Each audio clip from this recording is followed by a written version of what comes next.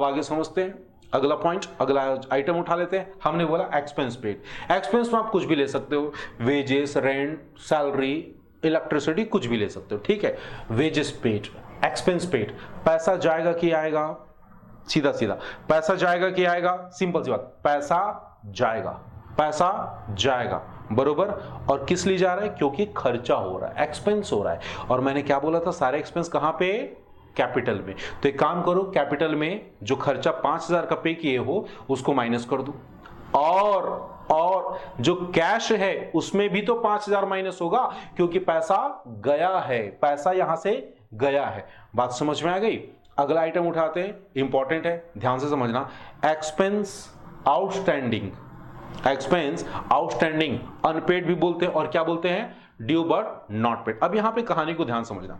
मैंने मान लो सैलरी पे किया 5000 रुपए का, 7000 रुपए का पे नहीं किया, एक्चुअल में सैलरी देना था मुझे 12000 रुपए का, तो उसमें से मैंने अभी 5000 दे दिए, 7000 मैंने नहीं दिए। अब आप लोग बताओ, ये 5000 और 7000 में से कौन सी चीज आउटस्टैंडिंग हो गई? केवल 7000 रुपए। समझ में आ गई बात? बोलो हाँ या ना। क्या खर्चा हुआ है? हाँ हुआ है, खर्चा तो श्योर है, खर्चा हुआ है 7000 का, लेकिन हमने क्या 7000 रुपए पे किया है? नहीं किया है। तो हमारे लिए ना ये लायबिलिटी बन गई, क्योंकि बाद में तो पे करना है बेटा, भाग नहीं सकते। बोलो हाँ या ना। तो 7000 बाद में पे करेंगे, that means it will be our liability. तो अब इस चीज को मुझे पुट करना है कहां पे? अकाउंटिंग इक्वेशन में। सबसे पहला सवाल, पैसा गया क्या? नहीं गया। खर्चा हुआ? हाँ हुआ। तो खर्चा हुआ तो कैपिटल से आप क्या कर दोगे? माइनस कर दोगे। कितना? 7000 रुपए। 7000 रुपए यहां पे माइनस होगा, और 7000 रुपए प्लस हो जाएगा लायबिलिटी में। किस नाम से? आउटस्टैंडिंग एक्सपेंस के नाम से। आउटस्टैंडिंग सैलरी, आउटस्टैंडिंग वेजेस, जो भी नाम होगा उस नाम से एक नया कॉलम बन जाएगा लायबिलिटी में, और वहां पे आपको आउटस्टैंडिंग सैलरी जो भी अमाउंट है उसको प्लस कर देना है 7000 रुपए। समझ में आई बात बेटा? यहां पे कैश का पार्ट नहीं लेना, ठीक है। अगर क्वेश्चन में दोनों आइटम हो, कैश भी हो और पेड भी हो और ड्यू भी हो, तो दोनों को आपको एंट्री पास करनी पड़ेगी, दोनों को आपको लिखना पड़ेगा। दोनों की बातें हम कर चुके हैं, बोले हाँ या ना। एक पॉइंट और एक्सपेंस से रिलेटेड, जिसका नाम है क्या बेटा? Prepaid expense. मतलब क्या होता है कि ड्यू नहीं हुआ बट हमने पे कर दिया। फॉर एग्जाम्पल, मेरे मकान का किराया 1000 रुपए पर मंथ है, तो साल भर का मुझे कितना पे करना चाहिए? 12000। लेकिन मैंने साल भर का कितना पे कर दिया है? 15000। तो इसमें कितना एक्स्ट्रा पे कर दिया जो अगले साल का है? अगले साल का कितना एक्स्ट्रा पे किया? 3000। 3000। समझ गए बात को? अब ध्यान से सुनो, मैंने अगले साल का पैसा इस साल पे कर दिया, अगले साल जो पे करना था उसको इस साल पे कर दिया। इसका मतलब मैंने एक एसेट्स क्रिएट कर दिया। क्यों? क्योंकि अगले साल उसका फायदा मुझे मिलेगा।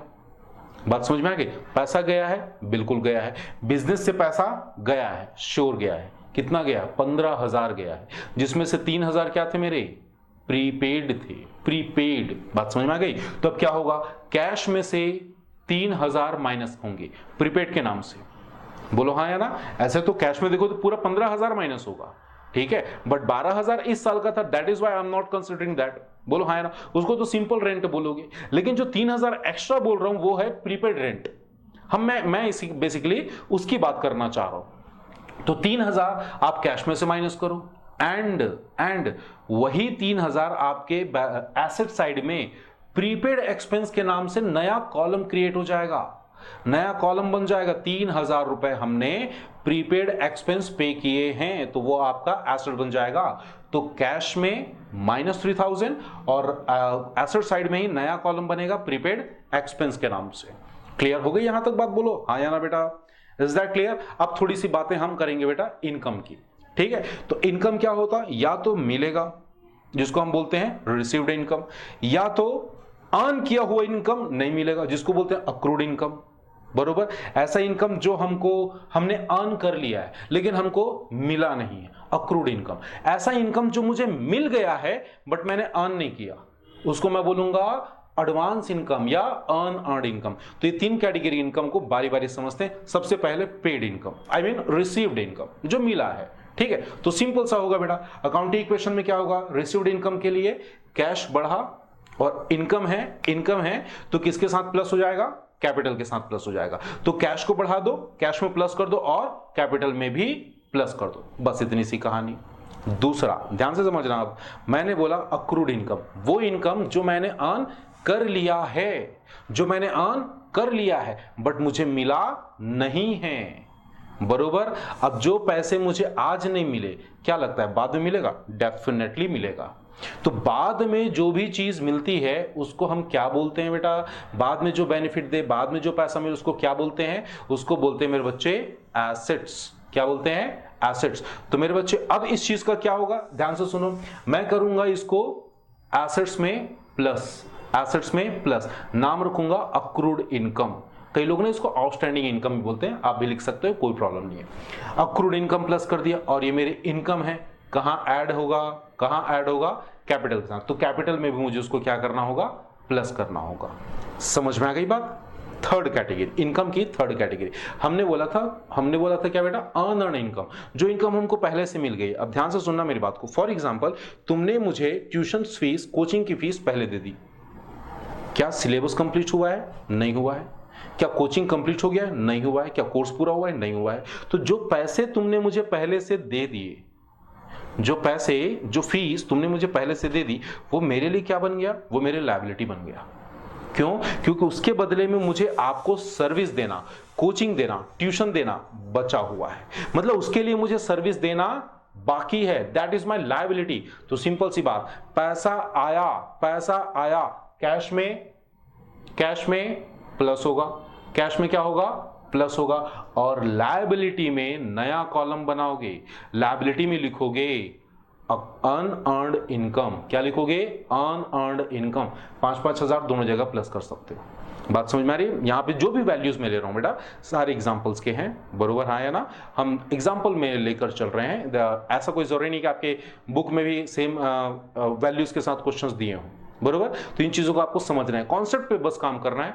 फॉर्मेट जैसे ही इस वीडियो के बाद, इस चीज क्लास के बाद मैं आपको जैसे क्वेश्चंस आपके बुक के कराने स्टार्ट करूंगा, सारे क्वेश्चन होंगे, तो वहां से आप लोगों को फॉर्मेट बाकी सारी चीजें डिस्कस करेंगे। अभी हमको बस क्रैक करना है कि क्वेश्चन में, पॉइंट में क्या बातें बोली जा रही है। तो हमने तीनों कैटेगरी के इनकम को कवर अप कर लिया। अब एक काम करते हैं, हम करते हैं एसेट्स का purchase. Next point, assets purchase कितने का? मान लो 50,000 का। 50,000 का एसेट्स परचेज किया, तो बिजनेस में वहां से एसेट्स आएगा, बोलो हाँ या ना? वहां से एसेट्स आएगा, और क्या जाएगा? क्या जाएगा? जाएगा क्या? कैश जाएगा, सीधी बात है। तो मेरे बच्चे इस चीज को पुट करके देखो जरा, 2 मिनट का वक्त ले लो, पॉज कर लो वीडियो और देखो। क्लियर? क्या होगा?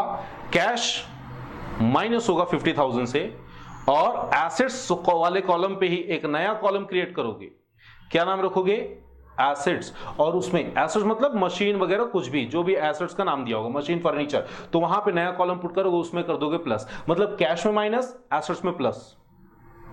बराबर मेरी बात? बोलो हाँ या ना? अब एक काम करो, एसेट्स खरीद लो उधारी में। अगला पॉइंट देखो, एसेट्स परचेज इन क्रेडिट। अब ध्यान से सुनो, एग्जैक्टली जैसा आपने स्टॉक परचेज किया तो वही ट्रीटमेंट यहां पे भी होगा। क्या होगा? एसेट्स आएगा, पैसा जाएगा? बिल्कुल नहीं जाएगा। एसेट्स आया, पैसा गया? बिल्कुल नहीं।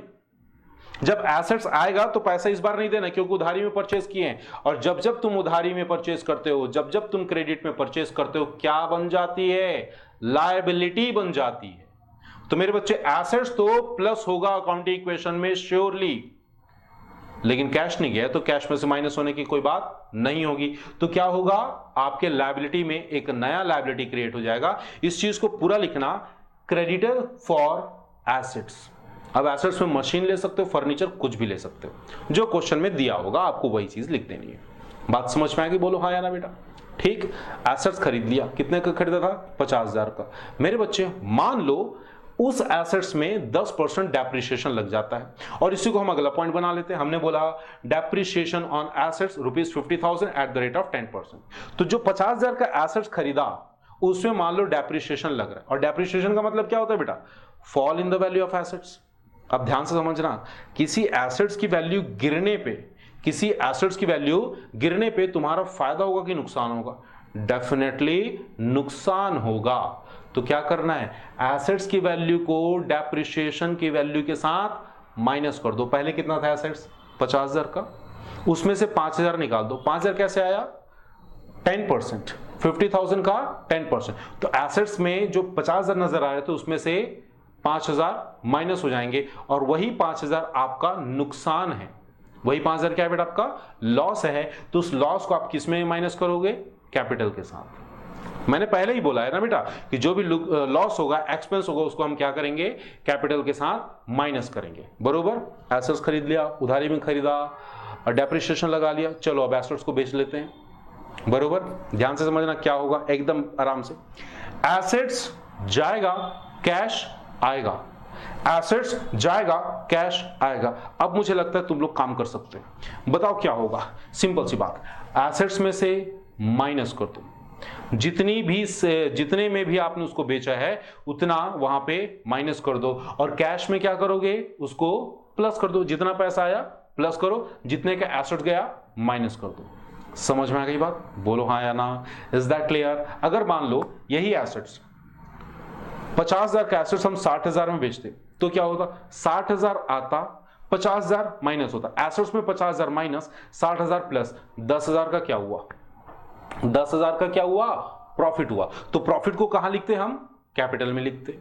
और उल्टा केस देख लो, यही एसेट्स अगर मान लो 50,000 का एसेट्स बेचा जाता 40,000 में, 50,000 का एसेट्स कितने में, 40,000 में, तो 10,000 का यहां पे क्या हो गया, लॉस हो गया। 50 की चीज तुम बेच रहे हो कितने में, 40 में, तो 10,000 का नुकसान। तो एसेट्स में से कितना माइनस करोगे, 50,000।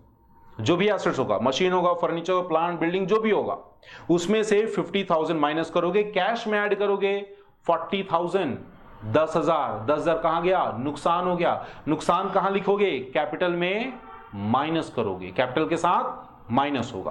क्या यहां तक मेरी बात समझ में आ गई, एसेट्स की पूरी कहानी खत्म हो गई बेटा। एक छोटी सी बात और करेंगे बेटा, हमने ये ना बड़ा अजीब सा पॉइंट है, ध्यान से समझना, ठीक है। ओनर ने अपने बिजनेस से, या फिर इसको ऐसे समझो, ओनर ने अपने लिए, अपने पर्सनल पर्पस के लिए गाड़ी खरीदी। तो पहले तो ट्रांजैक्शन को समझो, क्या बोला, ओनर ने अपने पर्सनल पर्पस के लिए गाड़ी खरीदी। अब एक बात बताओ, आपके बिजनेस से उसने कुछ लिया है क्या, हाँ लिया है, मान लेना है लिया है बेटा, क्योंकि जो ट्रांजैक्शन आपके बिजनेस से रिलेटेड नहीं होंगे ना, वो क्वेश्चंस में दिए नहीं जाएंगे। बरोबर, तो क्या हुआ, ये मेरा बिजनेस, यहां पे ओनर और वहां पे है क्या, शोरूम। ध्यान से समझना, इस बिजनेस से ओनर ने क्या निकाला होगा, गाड़ी निकाला होगा, नहीं, इस बिजनेस से उसने निकाला होगा कैश। क्या निकाला होगा, कैश, और कैश ले जाके उसने शोरूम से गाड़ी खरीदी होगी। बात समझ में आ रही है। तो अल्टीमेटली मुझे शोरूम से मतलब नहीं है कि शोरूम में गाड़ी खरीदा या बेचा, मुझे ये मतलब नहीं कि वो पर्सनल लाइफ में क्या करते हैं, मुझे बस इतना देखना है कि मेरे बिजनेस में क्या इंपैक्ट पड़ रहा है। बिजनेस में क्या इंपैक्ट पड़ा, कैश माइनस हो गया। और अगर पर्सनल पर्पस के लिए कैश माइनस हो रहा है, पर्सनल पर्पस के लिए कैश विथड्रॉ किए जा रहे हैं, तो मैं ओनर को छोड़ूंगा नहीं छोड़ूंगा, मतलब उसके कैपिटल से भी उस चीज को, उतनी वैल्यू को माइनस कर दूंगा, जिसको आप क्या बोलते हो, ड्रॉइंग बोलते हो। तो यहां पे कभी भी ये मत सोचना कि गाड़ी खरीदा तो गाड़ी को अपने को शो करना है, नहीं, यहां पे ड्रॉइंग है। गाड़ी तो शोरूम की कहानी, शोरूम से निकाला अपने घर लेके गया, that is why personal purpose है बेटा। हमारे बिजनेस से क्या गया, हमारे बिजनेस से गया है कैश। कई बार ऐसा भी आएगा क्वेश्चन में कि कैश की जगह क्या बोल देगा, बैंक, ठीक है। तो आपके जो एसेट्स हैं उसके कॉलम पे बैंक लिखा होगा, तो बैंक में से माइनस करना है। बात समझ में आ रही है, बोलो हाँ या ना, इज दैट क्लियर बेटा। ठीक, अब आगे समझते हैं। मान लो हमने, मतलब ओनर ने एक नया बैंक अकाउंट ओपन किया। किसने, ओनर ने। किसके पैसे से, बिजनेस के पैसे से। बिजनेस के पैसे से बिजनेस के लिए बैंक अकाउंट ओपन किया। तो अब क्या हुआ, ध्यान से सुनना, यहां पे हमारा बिजनेस है, वहां पे ओनर है और वहां पे बैंक है। तो मेरे बच्चे, पैसा निकाला ओनर ने निकाल के फर्म के नाम पे, बिजनेस के नाम पे बैंक में पैसे जमा किए। तो अल्टीमेटली ओनर को हटा दो, उसका रोल खत्म है। क्यों खत्म है, क्योंकि अब ट्रांजैक्शन किसके बीच हो रहा है, बिजनेस के और बैंक के। तो बिजनेस से अल्टीमेटली पैसा गया कहां पे, बैंक में। कैश गया कहां, बैंक में। बरोबर है ना। और बैंक हमारा क्या होता है, बैंक हमारा एसेट्स होता है। मतलब बैंक का जो बैलेंस है, बैंक में जो पैसे पड़े हैं, वो हमारे क्या होते हैं बेटा, एसेट्स होते हैं। तो यहां से कैश माइनस हुआ, वहां से बैंक बढ़ा। कैश यहां से माइनस हुआ, वहां से बैंक की वैल्यू बढ़ी, तो सिंपल सा इसको अब अकाउंटिंग इक्वेशन में पुट करना है। ट्राई करके देखो कैसे होगा, ध्यान समझो। कैश घटा, पैसा गया, कहां गया, कहां गया, बैंक में गया। तो कैश घटा, पैसा बैंक में बढ़ा, तो कैश को माइनस कर दो और बैंक का एक नया कॉलम बना और बैंक में उस पैसे को ऐड कर दो। बस इतनी सी कहानी है। अब ध्यान से सुनना और समझना क्या बोला। फिर से वो एग्जांपल ले लेते। ये हमारा क्या है, बिजनेस है, ये ओनर है और वो बैंक है। आपके ओनर ने अपने सेविंग अकाउंट से, खुद के सेविंग अकाउंट से आपके बिजनेस के लिए बैंक में अकाउंट ओपन किया। पॉइंट पढ़ लो जरा, क्या बोला मैंने, ओनर ने अपने सेविंग अकाउंट से, मतलब अपने पर्सनल अकाउंट से आपके बिजनेस के लिए बैंक में अकाउंट ओपन किया। इसको बोलते हैं बेटा कैपिटल लगाना। कैसे, उसने पैसे यहां बिजनेस में नहीं डाले, बिजनेस के नाम पे बैंक में डाल दिए। अब तुम बताओ वो पैसा ओनर का है या बिजनेस का है? डेफिनेटली किसका है, बिजनेस का है। क्यों? क्योंकि फर्म के नाम पे बैंक अकाउंट ओपन किया गया, वहां पैसे डाले गए, भले ओनर ने डाला है। और जब भी ओनर बिजनेस में कुछ पैसे डालता है, डायरेक्टली या इनडायरेक्टली, जब भी ओनर बिजनेस में कुछ पैसे डालता है डायरेक्टली या इनडायरेक्टली, क्या बोलते हैं, कैपिटल बोलते हैं। तो अकाउंटिंग ट्रीटमेंट, अकाउंटिंग इक्वेशन में ट्रीटमेंट क्या होगा, ध्यान से सुनो। सबसे पहला कैपिटल में ऐड कर देना। जितने पैसे बैंक में डाले गए, जितना पैसा बैंक में जमा कराया गया, उसको कैपिटल में ऐड कर देना। एंड यहां तुम्हारे एसेट्स में एक और कॉलम बनेगा, नाम रखोगे बैंक, और उस बैंक में जितने पैसे डाले गए हैं उसको यहां पे ऐड कर देना। मतलब क्या हो जाएगा, एसेट्स कॉलम में बैंक एक नया कॉलम बनेगा और वहां पे पैसे ऐड हो जाएंगे, साथ ही साथ कैपिटल में भी वो पैसे ऐड हो जाएंगे। बात समझ में आ रही है? बोलो हाँ या ना। अब इसका मतलब क्या होता है कि आपके ओनर ने अपने सेविंग अकाउंट के चेक से, मतलब सेविंग अकाउंट जब भी आएगा कंफ्यूज मत होना, सेविंग अकाउंट होता है पर्सनल अकाउंट, किसी इंसान का, किसी बंदे का पर्सनल अकाउंट होता है। और जब फर्म का अकाउंट होता है तो नॉर्मली सारे बिजनेस करेंट अकाउंट से हैंडल करते हैं बेटा, बरोबर। तो यहां पे कुछ चीजें हिडन हो सकती हैं। बोलेगा कि सेविंग अकाउंट का पैसा करंट अकाउंट में डाला, तो सेविंग अकाउंट किसका होगा, ओनर का होगा, पर्सन का होगा। और करंट अकाउंट किसका होगा, करंट अकाउंट आपके बिजनेस का होगा। इसका सीधा सीधा मतलब हुआ कि हमने अपने personal amount, personal cash, personal पैसे कहां डाले हैं, फर्म के अकाउंट में डाले हैं, फर्म के बैंक अकाउंट में डाले हैं। इसका मतलब हमने क्या किया, वहां पे पैसे डिपॉजिट किए एज अ कैपिटल। बरोबर मेरी बात, बोलो हाँ या ना।